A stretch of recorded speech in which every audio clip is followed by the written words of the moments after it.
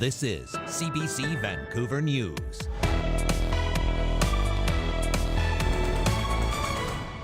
Got used to being attacked for the last 6 months, so for us it's just the usual night in Tel Aviv. Iran has launched drones and missiles against Israel in retaliation for an April strike on Iran's Damascus embassy, pushing the Middle East ever closer to a region-wide war. And we're talking about uniting the people, standing up for what's right. We sing Kirtan, we share food, we serve the community. Vancouver's Vaisakhi parade filled the streets of South Vancouver. How thousands of people are marking the important Sikh holiday. Plus, the fastest growing immigrant community in this country, and Benson, Flores paved the way. Remembering BC's first Filipino immigrant, an early settler is honored with a gravestone. Hello, thanks for joining us. I'm Janella Hamilton. We begin with developing news out of the Middle East. Iran has launched drones and missiles against Israel. It's retaliation for the April strike on Iran's Damascus embassy, a strike Tehran blames on Israel. And it has the world on edge over how far this latest flashpoint could escalate. Actually all heard about the attack of Iran, but we're not afraid because we went to celebrate birthday of one of our friends, and we already got used to being attacked for the last 6 months. So for us it's just the usual night in Tel Aviv. We need to keep going with our life. We know that there is a missiles attack from Iran, but we still need to keep going with our life. We have shelter here actually. Just here in this building, like near us. So we keep going, and we don't have like much to do besides like be around the shelter. Sirens go off in Jerusalem as blasts echo in the sky. One serious injury has been reported. Israel says almost all of the drones and missiles were intercepted. Some were shot down by U.S. and British forces. Joe Biden responded to the attack, saying the U.S. commitment to Israel's security is ironclad. Iran says it's now considered the confrontation concluded. Israel is promising what it says will be a significant response. This is an unfolding situation. Here are just a few of the developments that have taken place over the past several hours. UN Secretary General Antonio Guterres has criticized Iran for tonight's attack and says he's very concerned about the possibility of escalation in the region. Meanwhile, Israel's ambassador to the United Nations has requested the Security Council convene on Monday in order to condemn Iran's actions. As well, all flights into Tel Aviv are being canceled. And there was plenty of regional reaction. Security sources say Jordan's Air Force has shot down dozens of Iranian drones that violated its airspace and were heading towards Israel. And the Egyptian Foreign Ministry is calling for exercise of utmost restraint to spare the region and its people from further instability. In response, Jordan, Iraq and Lebanon have all announced temporary closures of airspace. Israel shut down their own airspace earlier in the day. China is also weighing in. Beijing's foreign ministry is calling on all parties involved to, quote, remain calm and exercise restraint in an effort to avoid further escalation of tensions.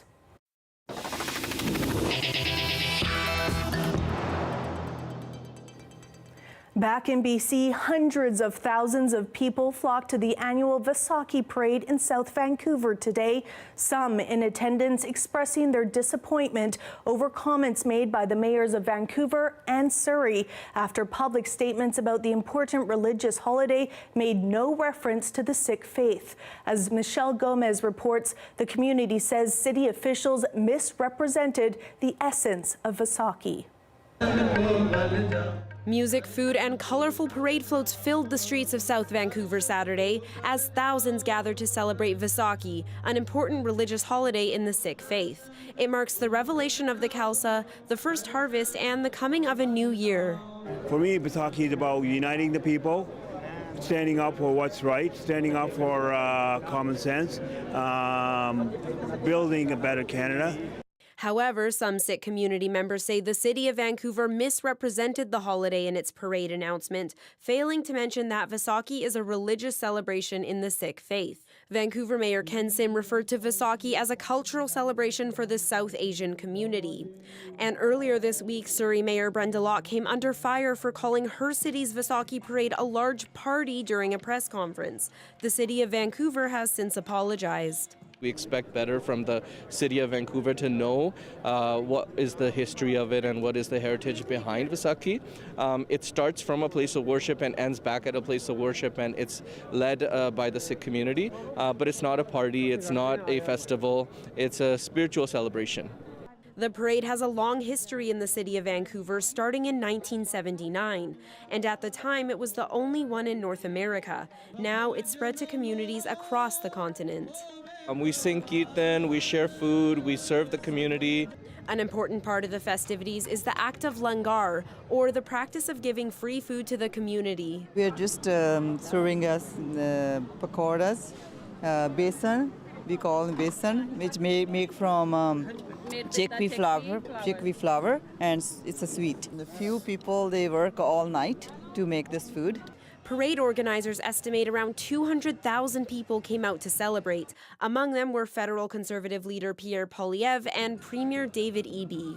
Well, I'm so glad to be here. The sun's shining. It's an important religious celebration for the Sikh community and for the broader community, a chance for us all to reflect on the contributions of people of the Sikh faith here in British Columbia. And the festivities are far from over. A much larger Vaisakhi parade will take place next Saturday in Surrey. Michelle Gomez, CBC News, Vancouver. The Vaisakhi festival follows an overnight shooting in the same area that has left one man dead. Vancouver police say the body of 24-year-old Chirag Antil was found in a vehicle near East 55th and Main Street around 11 o'clock Friday night. No arrests have been made, and police have not said whether the shooting is connected to gang activity. The investigation is ongoing. To Vancouver Island, where rescue teams have paused efforts to move an orca trapped in a remote lagoon. The 2-year-old killer whale has been stuck for weeks. The CBC's Lindsay Duncombe has the latest. Today is a chance for the crews that have been trying to rescue the baby orca known as Brave Little Hunter to regroup and come up with new plans. The problem seems to be that this orca just might be too smart. The crews think that she may have actually seen the dry runs, how they were preparing to dip the sling into the lagoon and then lift the orca up, and thought she just didn't want any part of that. We used everything in our toolbox. This animal is extremely smart and learning very quickly, so we really only have had a few chances at this, and the animal is adapted. So we're looking at alternatives going forward. Now, the crews that are part of this rescue attempt come from the Hadasat First Nation. They come from the Vancouver Aquarium and the Department of Fisheries and Oceans. They believe that if they are to make this attempt in a deeper part of the lagoon, they may have more luck. And to do that, they're thinking they might need a bigger boat. Those are the kinds of things they are thinking about today. The plan is that once the orca is in the sling, she would then be put onto a truck, maybe even a boat, all to get her out into the open water where she will be reunited, hopefully, with her pod. None of this is easy. This whale has been in the lagoon for weeks since her pregnant mother died. Some good news, though, after yesterday's failed attempt. They got a chance to take a look closely at the whale, and her health seems to be okay. She is diving very deep into the water. She's swimming well. It's unclear how much or if she's eating, but overall, her health seems to be okay. She is making calls, and members of the Hadasat First Nation say hearing those calls have been part of the hardest part of these last couple of weeks. That's the CBC's Lindsay Duncombe reporting. A series of new reports from BC's Human Rights Commissioner looks at how communities across the province are dealing with significant human rights challenges. It's part of the office's multi-year baseline project. The commissioner profiled issues in Chetwynd, Chilliwack, Terrace, and Cranbrook, sharing insights with community groups who can use that information to advocate for progress. As Corey Bullock reports, in Cranbrook, some of the key issues highlighted include housing, healthcare, and food insecurity. Food. It's a basic human right, but something that many people in Cranbrook struggle to afford as the cost of living continues to climb. Food bank usage has increased by 15% in Canada.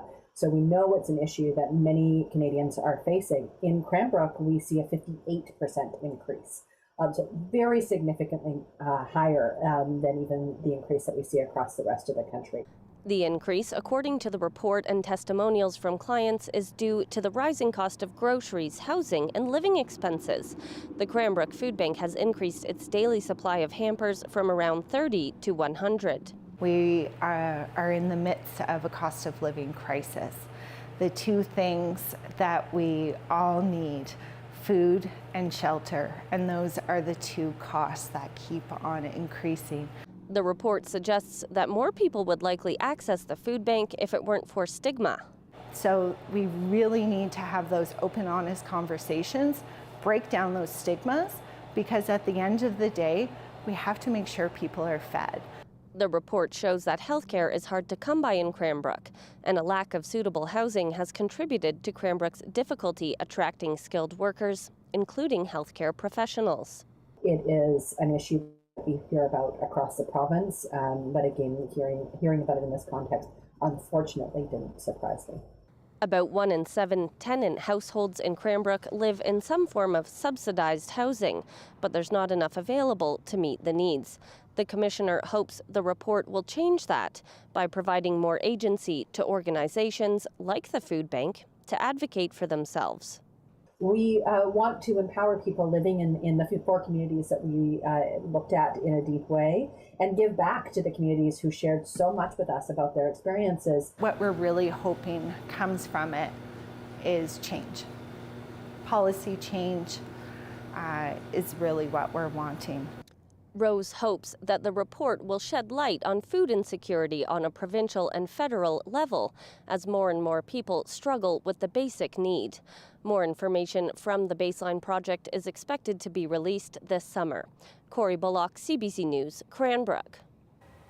An early Filipino settler is finally getting a gravestone after new research revealed he was one of the first documented Filipino immigrants in BC. Benson Flores came to the province in 1861, 6 years before Confederation. Today, the local Filipino community came together to honor him. Our Surab Sandhu was there. Initiated the GoFundMe. Teodoro Alcutas, a Filipino-Canadian journalist, is at Mountain View Cemetery in Vancouver to witness the unveiling of a tombstone for the first Filipino settler in Canada, Benson Flores. We discovered and we're honoring one of our own. To document Flores' life, Alcutas has been partnering with another Filipino-Canadian journalist, Joseph Lopez, who discovered Benson Flores after a trip to Bowen Island in 2011. He was reading the book by Irene Howard called Bowen Island. There was a page with Benson Flores' picture and a few lines, describing that he was Filipino. After years of research, Lopez finally found a record of Flores in Canada's 1911 census. It's reported that he arrived in 1861. Because he had some properties in Bowen Island. He had a float house. He was operating the first boat rental there. Alcutas says records show Flores remained a bachelor all his life and died on April 11, 1929 at the age of 81. He was laid to rest at Mountain View Cemetery in Vancouver.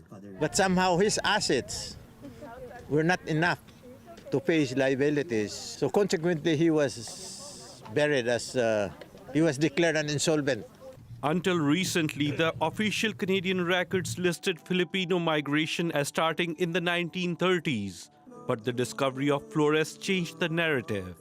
Even though we have oral traditions and histories of Filipinos coming to the coast of British Columbia in the 17th and 18th century, he's the first one officially recorded in the Government of Canada. I think this makes it exciting for the next generation. We can connect by seeing where they lived, where they worked, and where they're buried today. At that time, there were only about less than 10 Filipinos on Bowen Island. But now we're 175,000 or more in British Columbia alone. So we're one of the fastest growing immigrant community in this country, and Benson Flores paved the way. El Quitas is working on a documentary to memorialize Benson Flores. He hopes to have the film ready for release by the May of this year. Saurabh Sandhu, CBC News, Vancouver. Well, after a 2-year hiatus, the popular Slush Cup returned to Cypress Mountain today.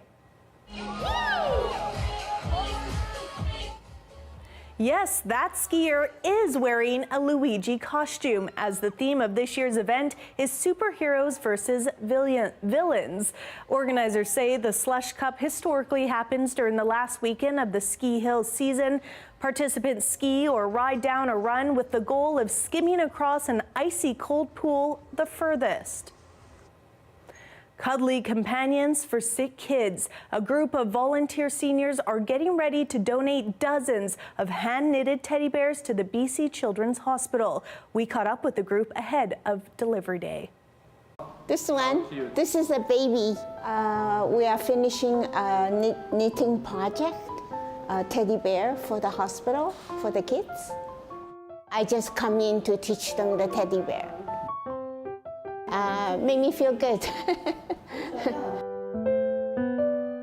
Get to know people and talk to them, and everybody have a story.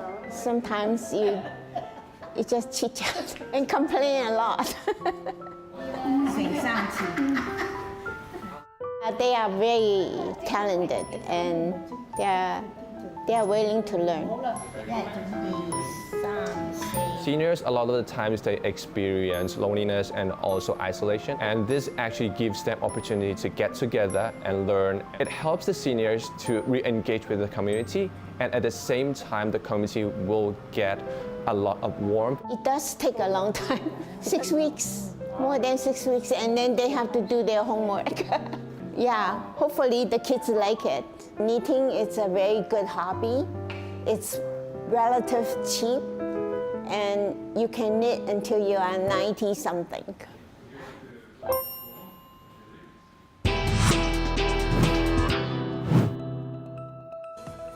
A BC woman is facing multiple criminal charges for allegedly defrauding her employer. Details after the break. Stay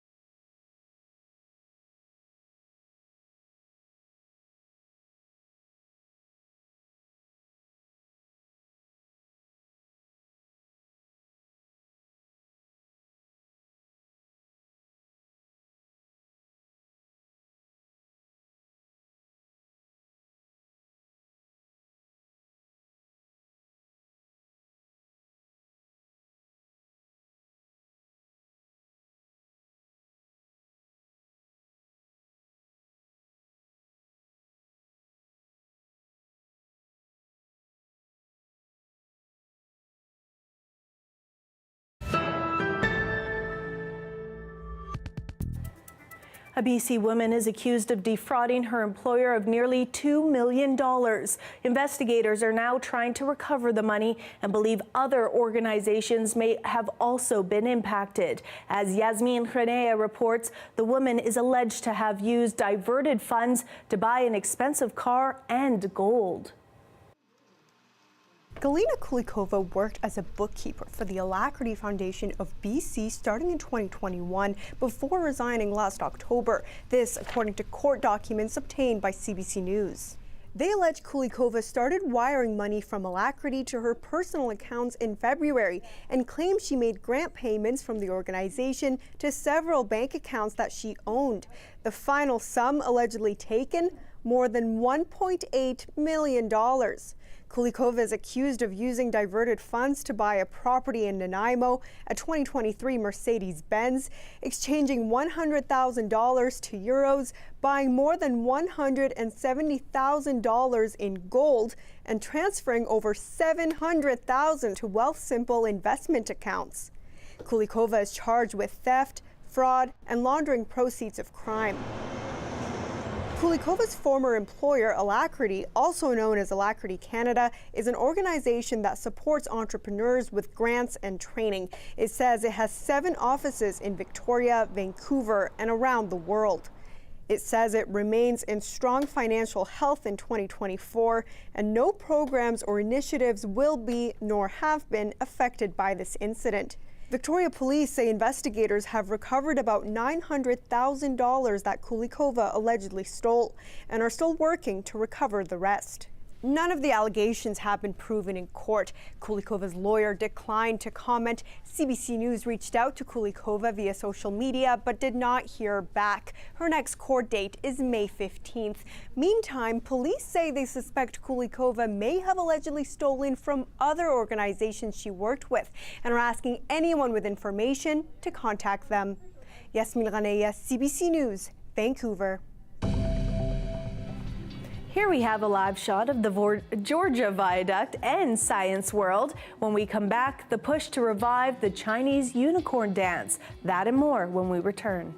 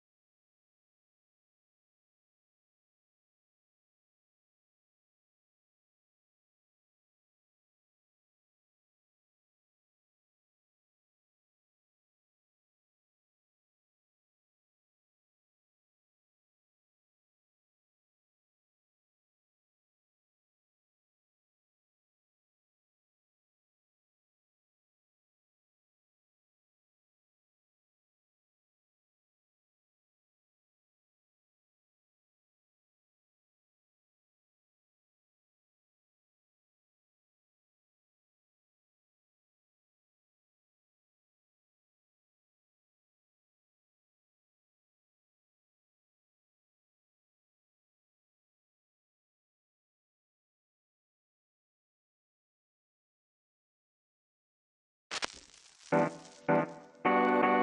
I know when I really like a song, if within the first 3 seconds, I'm already vibing to it.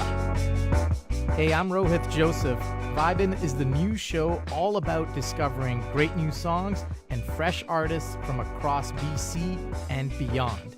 It's not one person dictating what good music is, it's the community sharing what good music is. Stream Vibin' on CBC Listen.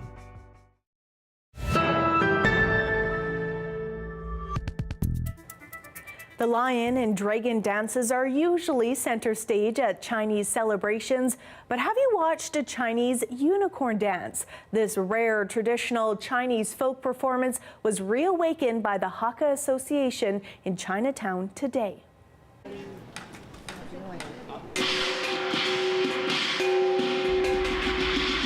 We are resurrecting our Qilin. Qilin is synonymous with the Hakka culture, the Hakka people, which is a subgroup of the Han Chinese people. We're used to the lions, we're used to the dragon. There are 4 auspicious animals, the dragon being number 1. The Qilin is number 2. The literal translation of Hakka actually means guest family. They are people without land because of their historical persecution. Hakka people are everywhere, and so it's really important for us to be able to continue our cultural traditions like the unicorn dance and pass it from generation to generation. That we get a chance to see the Qilin again because it hasn't been in the public's eye for about 8 to 9 years. We hope that this will kickstart a new generation to be inspired to take up this dance again. This dance has been practiced by the Hakka people for 450 years. In Chinatown, we have the last master of this dance who might even be the last master in Canada. So it's really important for us to continue this cultural tradition, especially in Chinatown, so that we can practice our culture in place and stop cultural erasure.